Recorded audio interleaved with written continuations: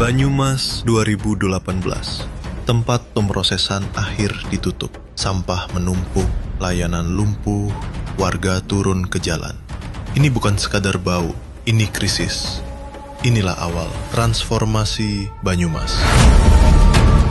Inilah wajah baru pengelolaan sampah di Banyumas. Menyeluruh, terstruktur, berkelanjutan. Warga memilah, komunitas mengolah, pemerintah memperkuat. 3 pilar bekerja serempak. Semua dimulai dari rumah.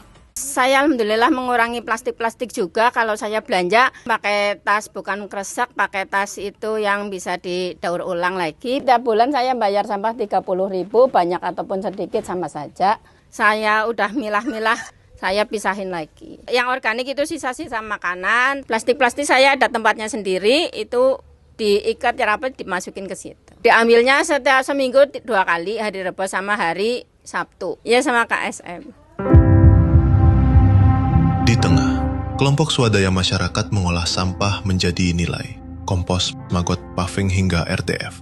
Sistem ini menyerap ribuan tenaga kerja dan menggerakkan ekonomi lokal.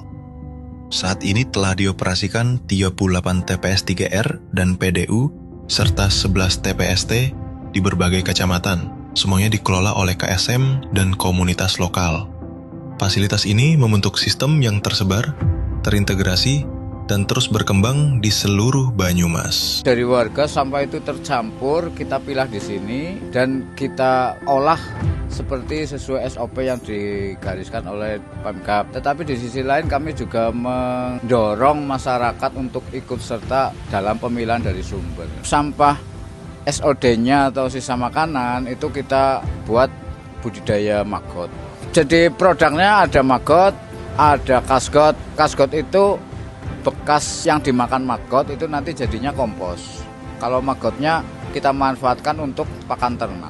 Ketika KSM menjalankan tugas dan kewenangannya, salah satu hal yang penting adalah KSM harus mampu membiayai operasional rutinnya.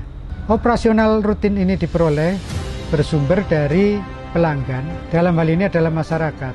KSM diberi kewenangan langsung untuk mengambil atau menarik langsung pembiayaan ini dari masyarakat. Besaran biaya langganan ini ditentukan bersama oleh KSM dan pelanggan itu sendiri.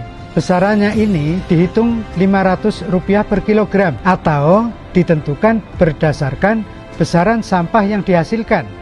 Karena KSM tidak hanya melayani masyarakat saja, tetapi juga melayani pasar atau kawasan pertokoan yang menghasilkan sampah sejenis rumah tangga. Rata-rata per kubiknya biayanya adalah Rp120.000 per kubik. Apakah ini sampah dari mal, sampah dari pasar maupun sampah dari Horeca. Di hilir, Banyumas memaksimalkan teknologi. Residu pun dimanfaatkan. Di sini, sampah bukan akhir, tapi sumber daya. Output dari KSM, terutama bahan RDF, bubur sampah organik, dan residu, akan diangkut secara gratis oleh UPKP kami. Akan diangkut ke TPST, TPA, BLE. Bahan RDF dan bubur sampah organik tidak berbiaya.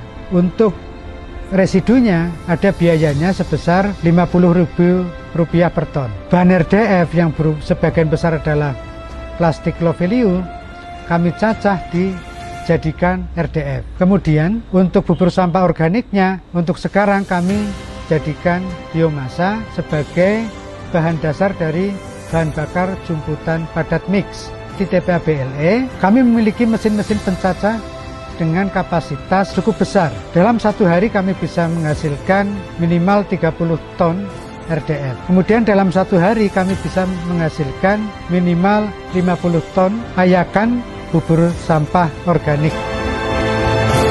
Transformasi tak instan. Butuh keberanian pemimpin, kepercayaan warga, dan konsistensi bertahun-tahun. Banyumas melangkah dari krisis ke solusi, selangkah demi selangkah. Kini, dari 750 ton sampah per hari, lebih dari 70% berhasil dikelola. Ini buah kerja kolektif warga, KSM, dan pemerintah yang terus menjaga sistem tetap berjalan. Saat ini kucuran APBD untuk pengolahan sampah di Kabupaten Banyumas tinggal 5 miliar saja. Kalau angkanya dulu dikatakan minimal 30, berarti kita sudah efisiensi 25 miliar. Pengelolaan sampah di Kabupaten Banyumas sudah kita masukkan ke RPJMD. Jadi kita mengikuti arahan dari Presiden, saya yakin Banyumas 2029 sudah bisa zero sampah. Karena sekarang tinggal 30%. Kita lakukan dari 0 sampai 70% itu kita lakukan dari periode 2018 sampai saat ini dari belum ada sistem. Jadi Banyumas itu tidak, bahasa Banyumasnya ujuk-ujuk jadi seperti ini. Tetapi dari 2018 itu melalui proses. Satu, dibutuhkan keberanian kepala daerah untuk mengeksekusi. Jadi alasan tidak punya uang kita bisa bertahap melakukan ini. Kemudian edukasi ke masyarakat.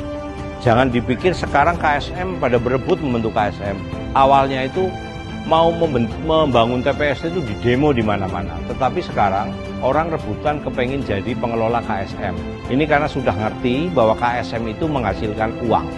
Itu yang dilakukan oleh Kabupaten Banyumas, dan untuk wilayah lain, kabupaten atau provinsi atau kota yang ingin meniru Banyumas, satu kuncinya, keberanian untuk mengeksekusi aja. Banyumas bukan satu-satunya jalan, namun ia membuktikan bahwa transformasi mungkin. Dari desa ke kota, dari keluarga ke bangsa, semua bisa mulai hari ini. Aku ingin Indonesia menjadi lebih bersih dan maju. Aku ingin Indonesia bersih dan maju. Aku ingin Indonesia lebih bersih dan juga maju.